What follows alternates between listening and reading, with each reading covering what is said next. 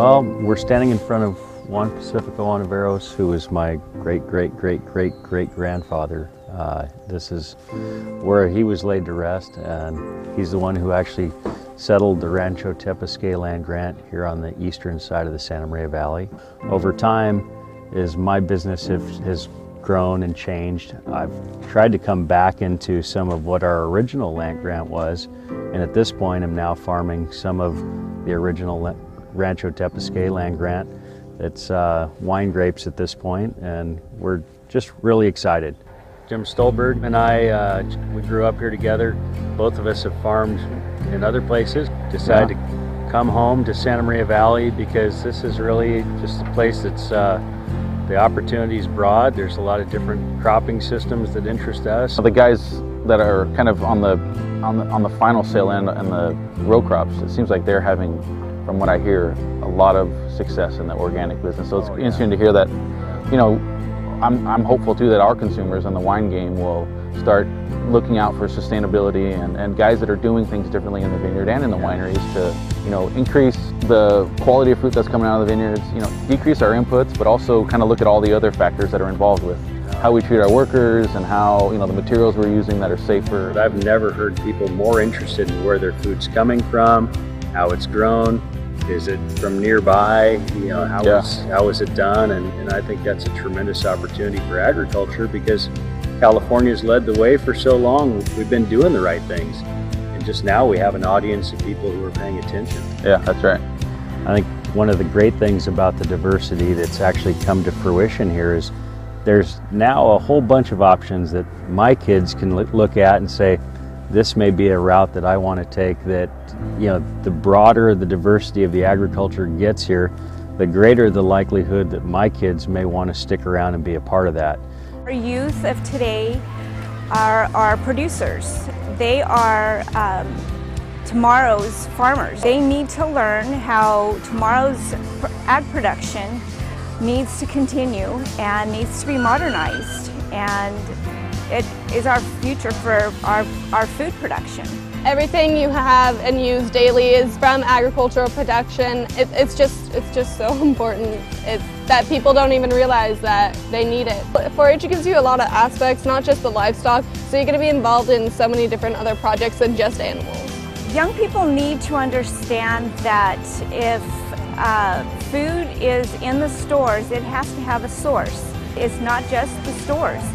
It's not on the TV screen. It actually comes from the soil that is out somewhere, and it is in the fields. It comes from someone's hands, and those hands are our farmers. Well, strawberries being number one is huge, but the multiplier effect, I think, is probably pretty close to $1 billion in our area. I have to tell you, farming is extremely competitive. The amount of resources that we have available to us always seem to be diminishing to a certain point, and so we have to be more efficient with what we do have. My father was an elk, my mother was an eagle, so it was ingrained in me to give back to our communities, and that's what we do. Of all of our farming entities, we scholarship 100% of our employees' children who qualify for the Boys and Girls Club. Giving the scholarships helps the parents know that they have a safe place for their children to be during the summer. Really, the kids are what starts our community and what finishes them at the very end. And if we have great kids, we're going to have a great community, and we want to see the success of our community. It's very important to us. We do a lot of science, a lot of research, but I have to tell you that growing strawberries, farming strawberries, is really only about 25% science. There's an awful lot of art involved, and I think you can say that with almost any fruit or vegetable. And people don't realize that, yes, we do use science, but really to be able to farm, grow, harvest this crop, most of what we do is we're artistic. Well, I think it used to be that everybody had an aunt or an uncle somewhere that had a farm in the Midwest or somewhere, and they got to go spend a summer there.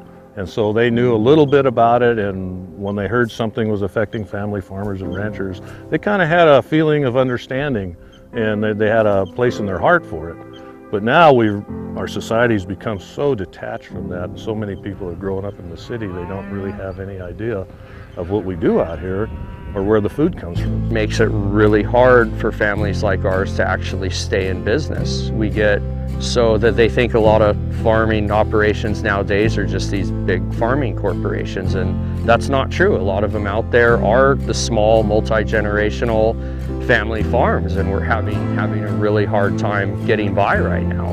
You may have half of your yearly income sitting out there in the field, and if you get a storm come in, you may lose half of that. So you learn hard work is a true value, and then you have the great family values too that go along with it, being together and learning good values. And so it goes to the core of your children when they grow up too.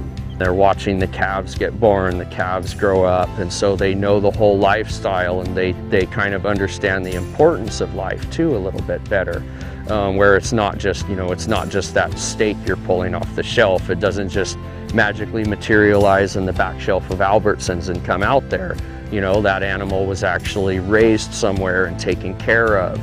And it took a lot of work to actually get it to that point. I grew up as a kid running all over these hills, going crazy, giving my parents gray hair, a pack of dogs with me, a rifle when I was 10 years old, and kids just don't get to do that anymore. It's too hard to pull them away from their little devices.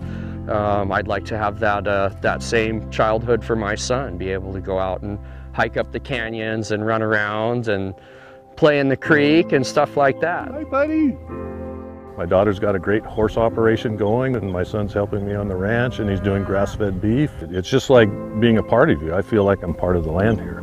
My dad was part of the land, and we just keep going on, and we'll get our kids coming up and doing it. So it's great. You're just part of it, and you want to take care of it.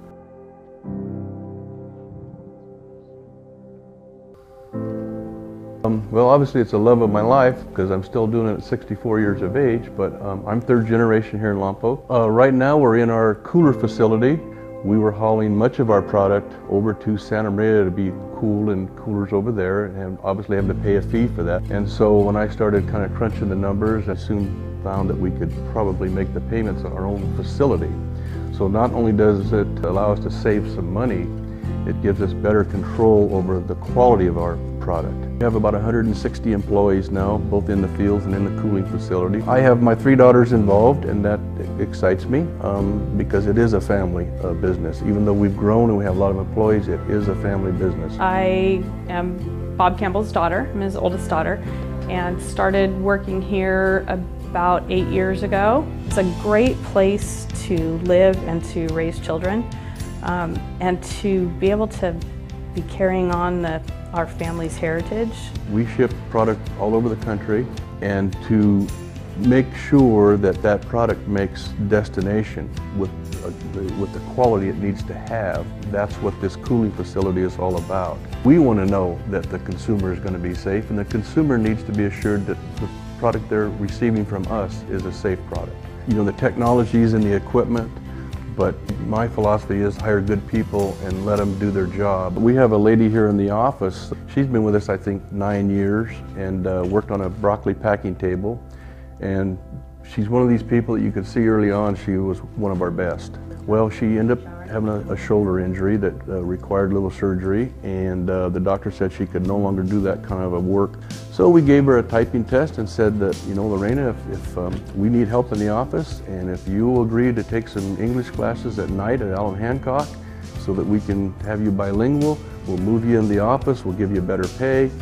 And she's been here about 3 or 4 months now. She's taken those night classes, she's learning English, and she is doing a bang-up job for us. She's doing a great job. I think we have a good impact on our community because we try to do as much as we can for as many as we can. I think that is probably our biggest legacy. With farming, there's a challenge every day. It might be the insects, it might be the weather. There's a lot of things that come our way that Mother Nature throws our way that we have no control over. And trying to beat the odds sometimes and meet those challenges to produce a quality crop, I get excited about that. I had a love for farming from an early age, and never wanted to be a fireman or a policeman. I wanted to be a farmer.